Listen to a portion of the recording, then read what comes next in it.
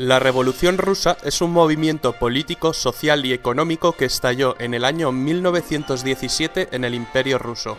Este episodio, por las trascendentales consecuencias que derivaron de él, es considerado como uno de los más grandes acontecimientos de la época contemporánea.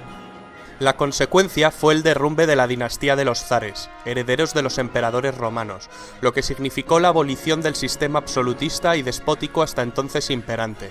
La revolución trajo consigo como resultado un gobierno de corte comunista dirigido por Vladimir Lenin. Las consecuencias que motivaron la revolución rusa fueron: primera causa.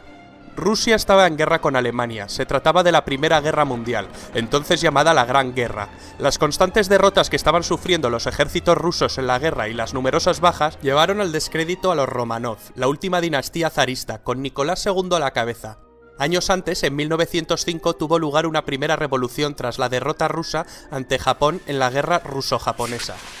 Segunda causa. Rusia sufría una aguda crisis económica con escasez de alimentos para la población, que sufría una terrible hambruna. Era un país eminentemente rural y atrasado. La organización social de Rusia estaba basada en la más absoluta desigualdad, distinguiéndose dos clases sociales bien marcadas: la nobleza y el pueblo llano, casi todos campesinos. No existía prácticamente clase media.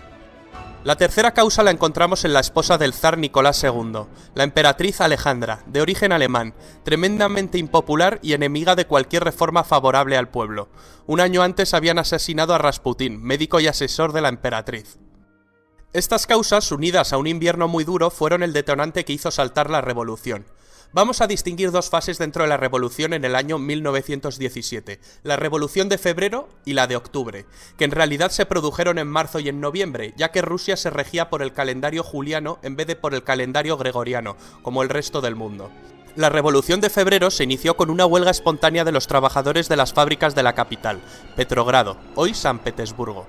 Los días siguientes, las huelgas y manifestaciones se generalizaron por todo Petrogrado, y la tensión fue en aumento. Las manifestaciones cada vez fueron más multitudinarias. El ejército no contó con los medios para reprimir la revolución, y Nicolás II, el último emperador de Rusia, tuvo que abdicar. El primer episodio de la revolución se había saldado con más de un centenar de víctimas, principalmente manifestantes. La caída rápida e inesperada del régimen suscitó en el país una ola de entusiasmo y un sentimiento de liberación. Un gobierno provisional sucedió al poder absoluto rápidamente.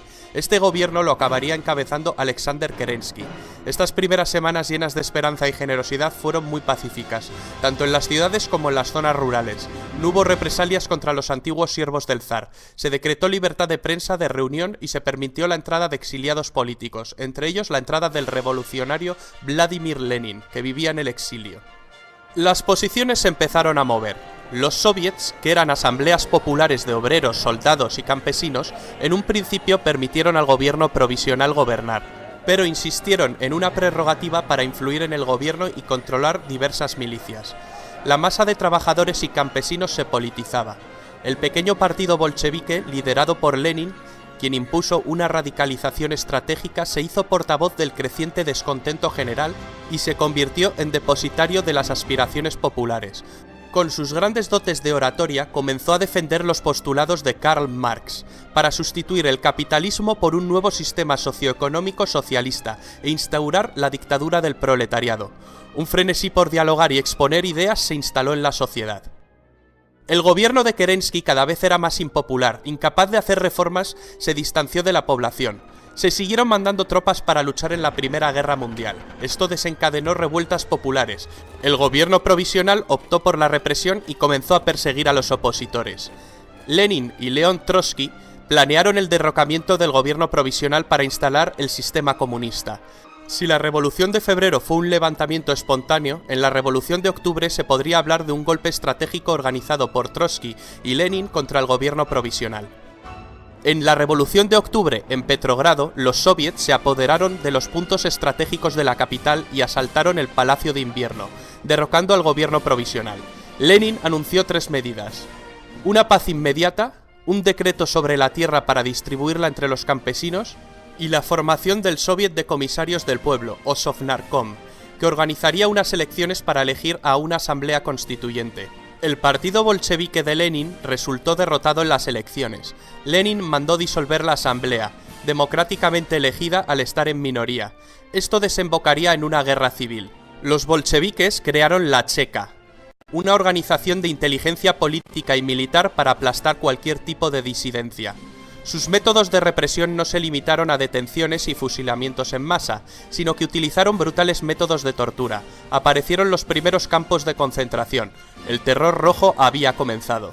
En 1918, el que fuera zar de Rusia, Nicolás II, la zarina Alejandra y sus 5 hijos, que se encontraban recluidos en una mansión de los Montes Urales, fueron masacrados por un grupo de revolucionarios.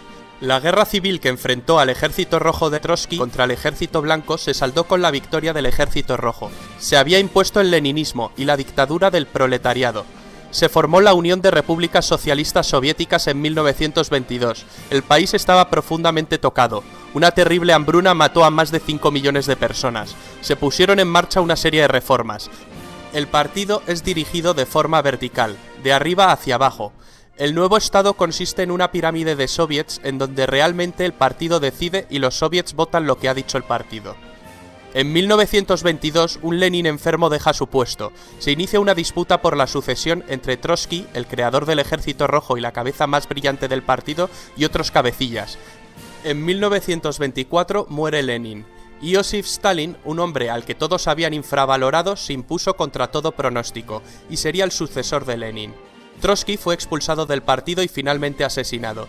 Stalin impuso un gobierno totalitario y sangriento y elevó a la Unión Soviética a la categoría de gran potencia política, económica, científica y militar del mundo.